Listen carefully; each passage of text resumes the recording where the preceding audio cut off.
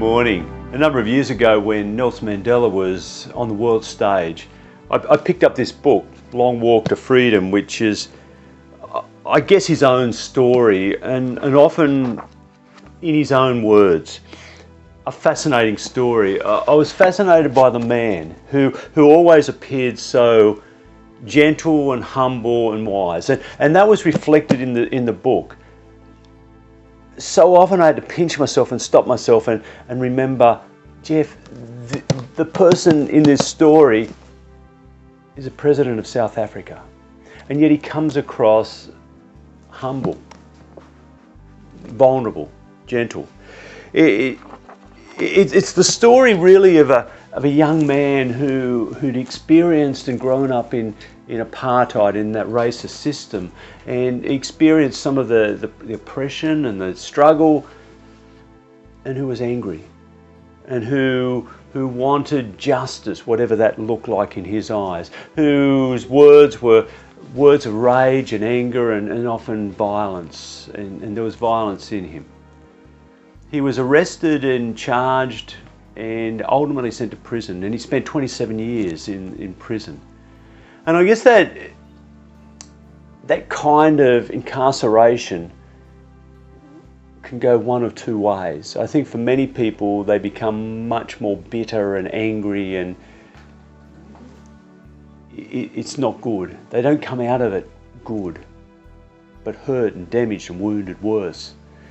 But for Nelson Mandela, like some other people, it was an experience of deep suffering, humility and vulnerability. But in that crucible of suffering, he grew in deeper self-awareness, humility and wisdom.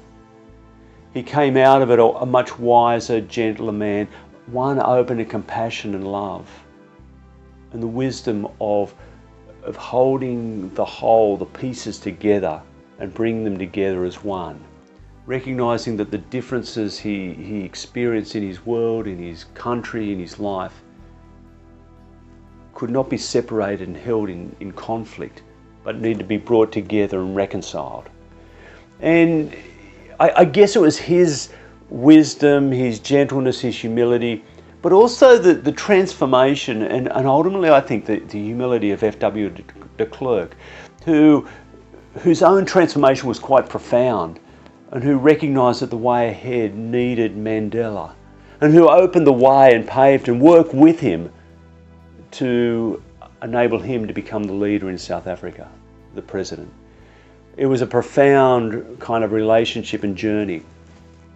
And Mandela, as president, recognised that the way ahead could not be more punishment and looking at the crimes through the legal system and the traditional legal ways of prosecuting crime, investigating and prosecuting crimes and bringing criminals to justice and putting them in prison. The prison system couldn't hold all the people who had done wrong, and there just wasn't the time and the money and the people to prosecute that system. And it wouldn't bring about peace, or it wasn't the way forward. And so he turned to his good friend Desmond Tutu, who himself had grown through that experience of suffering and discrimination, and who had grown through the suffering, who had become wise and gentle and gracious, and who had experienced deep grace in his own life and let that flow into others, who understood the profound nature of forgiveness, and that the only way that this nation that was torn apart and had been torn apart for long decades could be reconciled was through forgiveness. And so the Truth and Reconciliation Commission was born, and I guess it provided a profound alternative in the world, a way forward where the accusers and the accused, those who had perpetrated violence and murder, and the victims and their families could come together and in a moment of deep honesty could share their stories. Victims and the families of victims to share what had happened to them, to give a face to the victim, a story, a humanity. and for the perpetrators to listen and understand, and then to say honestly what they did, to confess it, and to seek forgiveness. And in that place, forgiveness was sought, given and received, and a new way forward. Now, I don't know whether everyone who'd committed crimes participated in this system, were willing to confess who they were mature enough to own their own evil and what happened to them if they weren't. But it was a profound way. And I think as I read this story, and as I read stories of Desmond Tutu and that Truth and Reconciliation Commission, I recognised an example of this way of Jesus, who says, love your neighbour as yourself. Love God with all that you are and love your neighbour as yourself.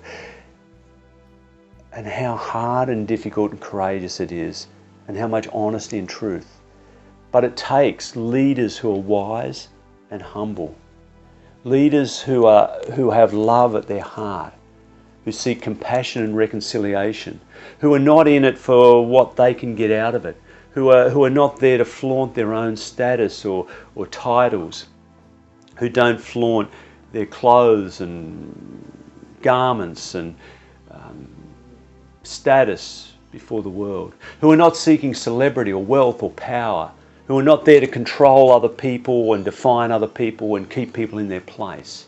There's been too much of that. It needs leaders who are wise and gentle and humble.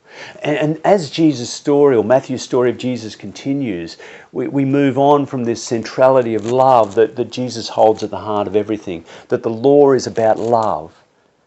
And Matthew's Jesus speaks to the crowd and the disciples. And in that phrase, speaking to the crowd and disciples, is something significant. It only happens a few times in Matthew's Gospel. Two of them are at the beginning and the end of the Sermon on the Mount. Profound teaching, the core of what Jesus is on about. And his way of honouring the law, of not abolishing the law, but fulfilling it. Of taking the deep spirit and truth of the law that holds deep respect for one another and helps us to live together well. He takes that and deepens it, enriches it. But it's grounded in this love of God. And Matthew's Jesus says the law is important. And for Matthew, the law was vital. Jesus didn't come to abolish but to fulfill. And he says, look at the Pharisees, listen to them. They understand and know the law. But these religious leaders don't practice it. Don't do what they do, but listen to what they say and learn. It's about holding this deep law that says God is the God of all things. And that this God is beyond humanity and beyond our ability to control and understand and define, and even in the most profound way know. God is beyond and is this one who holds everything in grace and love. And we are not to create or recreate gods in any image, but most particularly in our own image, because the tendency of human beings is to recreate gods, is to make gods who love what I love, hate what I hate, who will wreak havoc and vengeance on those who are my enemies, and who justify my life and my decisions. And the commandments say that's not how it is. There is a God who holds us more deeply, who is beyond our own thoughts, and who challenges us, who comes back to us and says, no, there's an alternative way, a way of love and life for you and for all people. And the laws are about respecting and dignifying one another, not stealing, not killing, not being jealous, certainly to the point of taking other people's possessions, or of committing adultery or bad naming and gossiping about others. It's the centrality of love. And Jesus is really down on this Pharisaical system that has emerged at the end of the first century. And I guess it's Matthew's Matthew's Jesus, and Matthew's is taking Jesus' words and adding strength to them in his context, in his time. And he's saying, post the 66, 70 Roman Jewish war of that first century, where the temple was destroyed in Jerusalem, the centre of political and religious life was destroyed, and Jewish faith became disseminated through the synagogue system out in the communities. And the Pharisees became the more dominant religious, political, if you like, party, the people who held it together. And I can only imagine for these Pharisees, in a time of real upheaval and change and transition and chaos, that they and others would cling to what they knew, would tighten the law and the control and try and create stability and security and structure in a changing, fluid kind of a world. But they would hold it too tightly. And sometimes they got carried away with their own status and power, and they would lord it before others and put themselves forth. Look at us, look at me, listen to me, aren't I great? And it's that kind of unself-aware arrogance and pride that we see too often in leadership, whether it's the national, international stage. The people like Putin and Trump who parade themselves and who are all consumed with themselves and their own thoughts and opinions and way and power and might and strength and desires and ambition. And it doesn't do anything for anyone else because there's no room for anyone else. We're all puppets on their stage. And Jesus says there's another way. There's a way of humility. But it's not just the international leaders, it's religious leaders, it's corporate leaders. We need leadership that is humble and gentle, that holds love and compassion and dignity and respect for all people at their heart, that values all people as children of God, children of the living God, in whom is the image of God. But when we get caught up in our own evil and violence, and that image gets distorted often. And how can it be restored? And we become the people we're truly meant to be and can be, the beautiful creations that we are. This is what the heart of Jesus' message was about. And that comes through love, but it comes through leadership.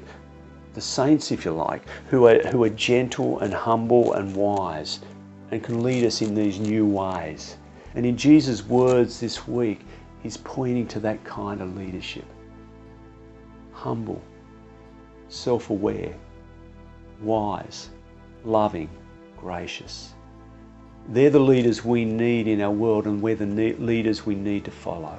People who embrace the diversity of all life, who see beyond culture and politics and religion, gender and sexual orientation and ability and disability and intellectual and physical capacity, to see that everyone is a child of God and everyone brings something different to the table, and everyone is valued and everyone is lifted up to fulfill the true nature of who they are, that we all may become the best we can be, and that the world and all its creatures and the earth itself flourishes.